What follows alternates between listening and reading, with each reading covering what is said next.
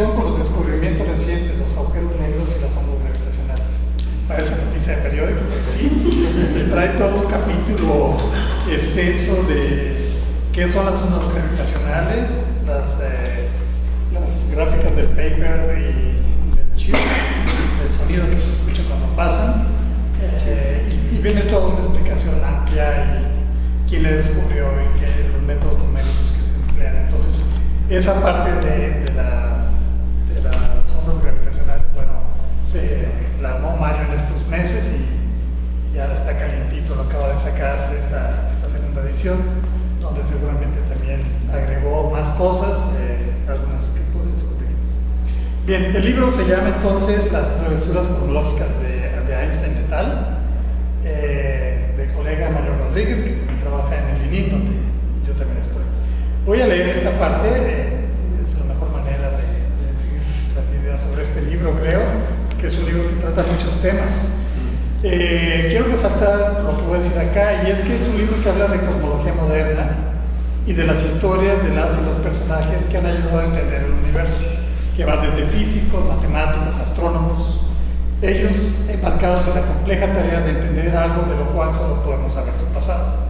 Ya ven que el universo, pues nada más tenemos acceso a la luz que llega desde miles de millones de años o algún tiempo pasado. Sin embargo, con modelos podemos conocer el presente y podemos conocer el futuro. De eso habla el libro. Pero no solo habla de física, es una extraña triada de un autor, de un editor, el que editó el libro. Hay un editor que corrige al autor y dice muchas cosas, y hay unos cuentos de un personaje que se llama G Cuadrada, que por todos lados aparece y tiene incursiones muy bellas dentro del libro, o reflexivas, ¿no?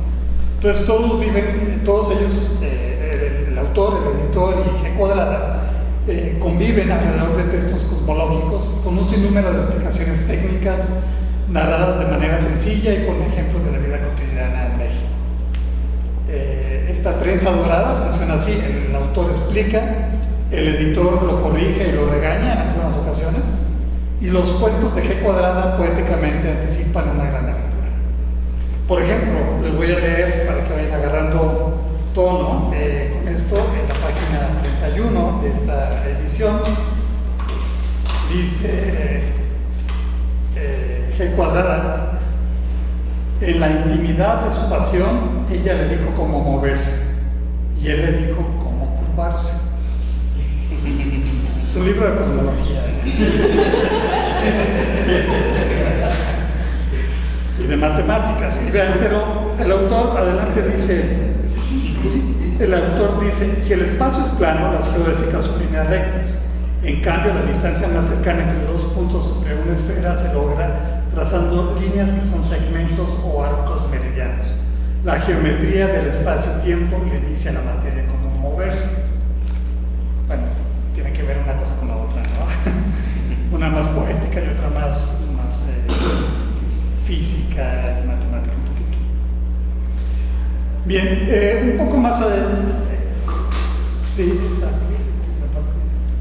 Un poco antes, en la página 44, el autor dice que narra muchas historias del cosmos y de la gravitación de Einstein y todas las travesuras que han hecho ellos. Habla de Karl Schwarzschild, que fue la solución de agujero negro que estaba mencionando Leo. Dice, fue un físico alemán, pero por ahí el editor le recuerda al autor que no fue un físico, fue un astrónomo. Y con esto, pues no importa que el autor de repente dice cosas que no son exactamente ciertas. Sabemos que el editor es muy quisquilloso y lo corregirá de lo mal que dice algo el autor, ¿no?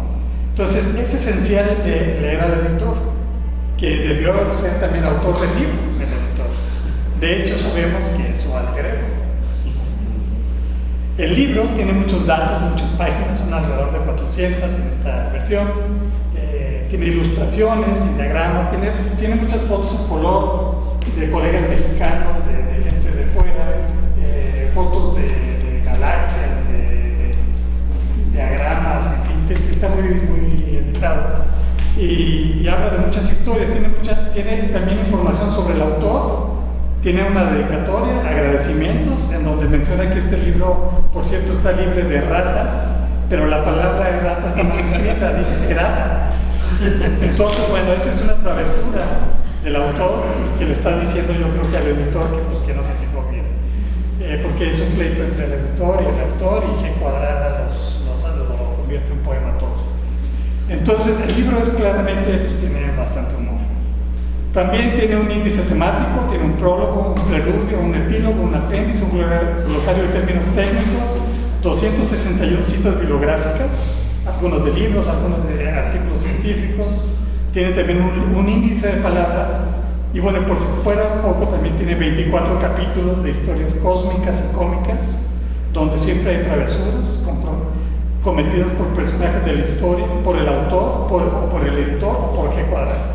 G cuadrada, whatever that means, porque bueno, es un personaje que ahí aparece.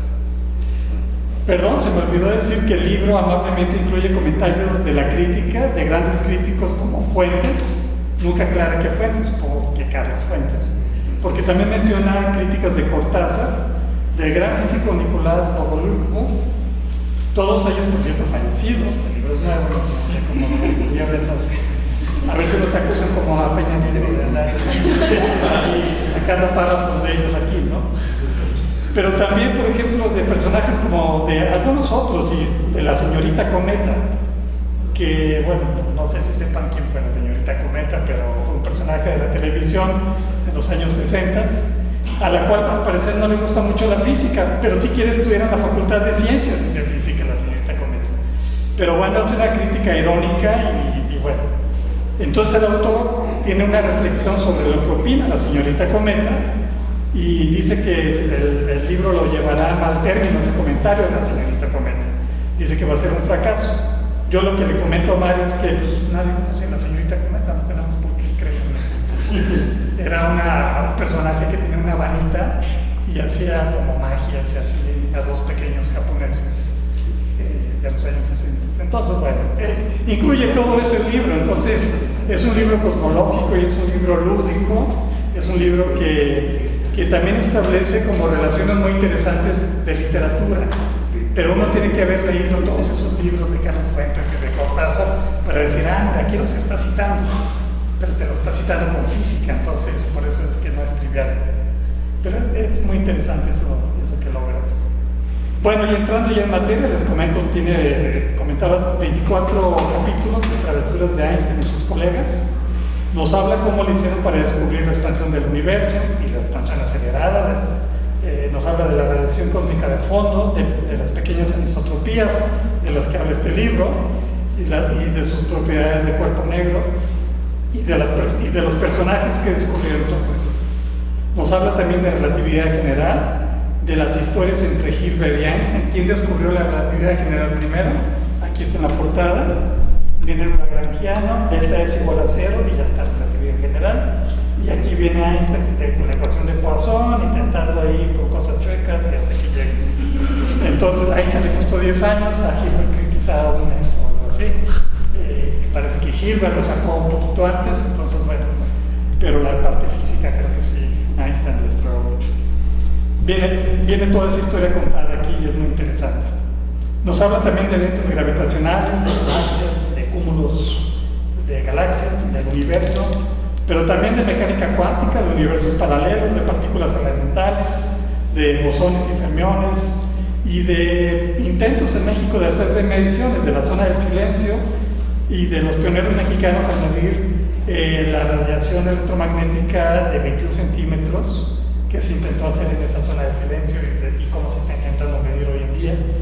Nos habla también de formación de estructura del cosmos, que también coincide un poquito con este libro de cómo se forman todas las galaxias y esto, y simulaciones numéricas y también de inflación cosmológica. Y les digo, también de ondas gravitacionales, que en la nueva edición aquí ya se ha incluido el último capítulo. El libro, lo digo de nuevo, nos narra las principales ideas de la cosmología moderna, pero aderezadas con el celoso editor, que en el capítulo 1, no conforme con lo dicho en el texto, explica lo que el editor explica lo que es el corrimiento al rojo y nos explica cómo evitarlo confundir con el efecto Doppler, que es muy común esa confusión, y el editor lo explica porque es muy incisivo, al autor se le pasa, el editor lo corrige, lo explica, entonces es una cosa lúdica ahí. Por otro lado, el G2, G cuadrada, perdón, nos dice al empezar del capítulo de la expansión acelerada del universo lo siguiente. Vean qué bonito describen aquí la expansión acelerada del universo. 13.800 millones de años pasaron.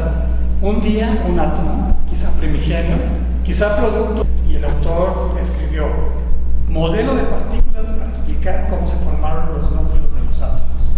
Bueno, yo creo que pues, si alguien lee eso uno queda igual, pero seguro el editor en la siguiente edición le va a insistir más y vamos a tener una explicación un poquito más amplia. Por otro lado, mientras G cuadrado nos explica, por ejemplo, cómo le haría el Sol para demostrar su amor por la Luna, en la página 213. Entonces uno va entre estas, con esta trenza dorada de personajes. Vean esto. El Sol, triste porque la Luna vive solo para darle vueltas a la Tierra, quemará más y más su corazón. Entonces se expandirá convirtiéndose en una gigante roja. El calor de su corazón alcanzará a su amada, la Luna, y al amor de ella, la Tierra. Su muerte lo entristecerá colapsándose en una enana blanca, para después morir silenciosamente tan solo rodeado de una nebulosa. Si hubiera sido un poco más grande, habría explotado como una supernova, para así gritar en toda la galaxia cuánto amó a la Luna. Escuchen eso. Entonces, este libro pues, no, es un híbrido de conocimiento que nos hace pensar y también de placer. Creo que es un gran libro realmente. Léanlo, como dice por ahí en la crítica, de la T a la N. La T, travesuras, y la N la van a encontrar en algún lugar. Y, por cierto, el libro dice en su final, el mero final del libro, casi al final, dice, este no es el final del libro, ¿dónde está el final del libro?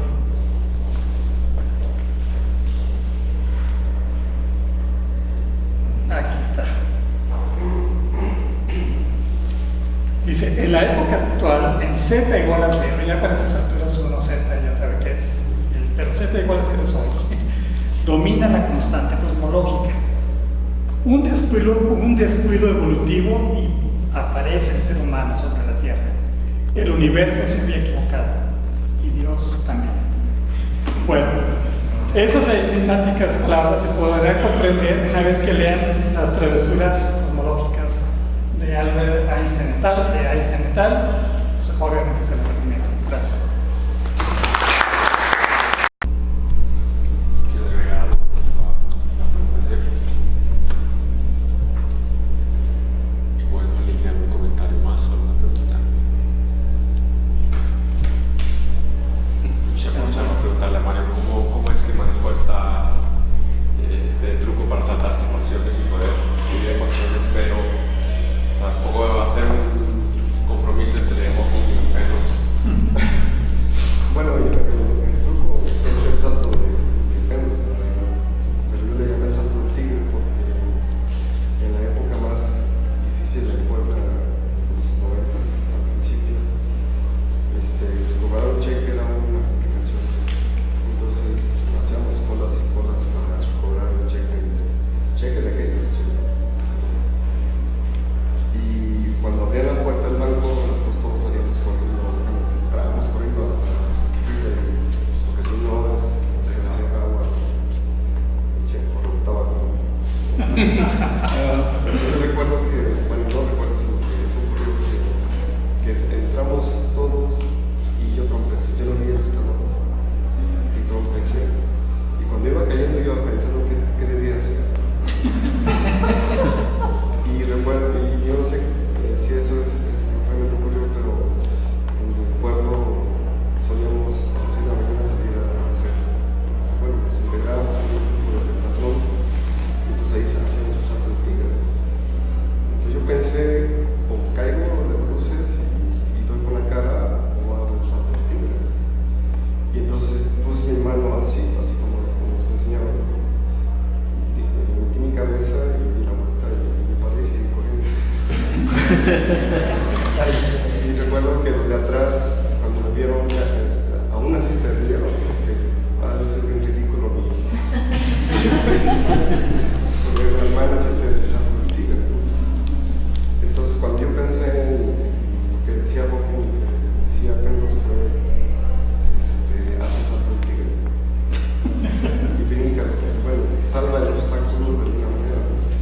Pero bueno, en realidad esa reflexión, después de yo estarla reflexionando y pensando cómo escribirla, cayó en mis manos el libro Pequeñas Memorias de Saramago, donde él justo explica cómo aprendió a leer y cómo se veía de él cuando era un niño que aún no sabía leer.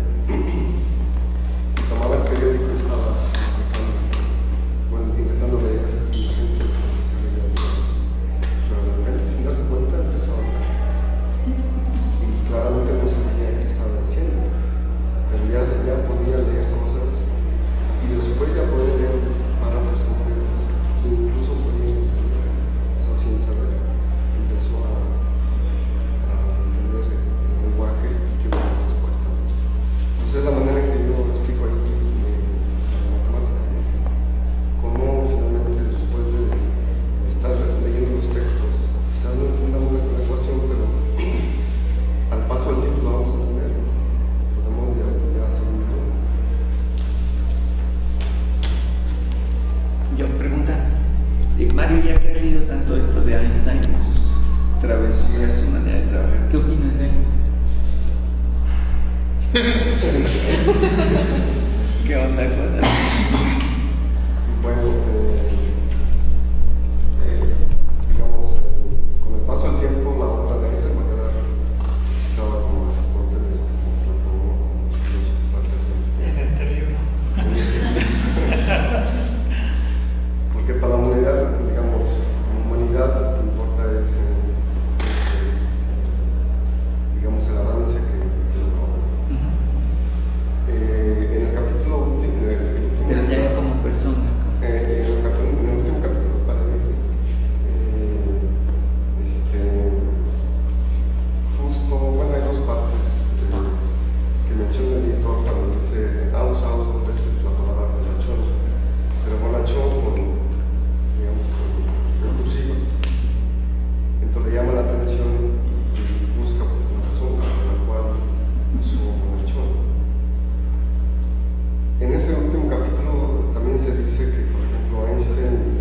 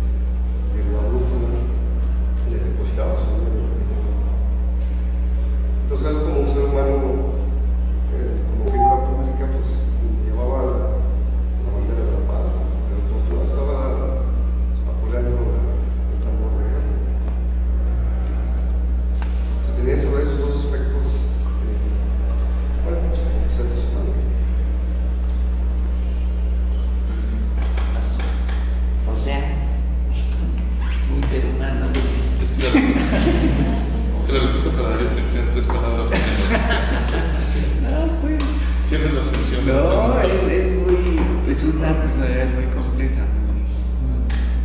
Sí, fue genial, pero sí, sí es cierto.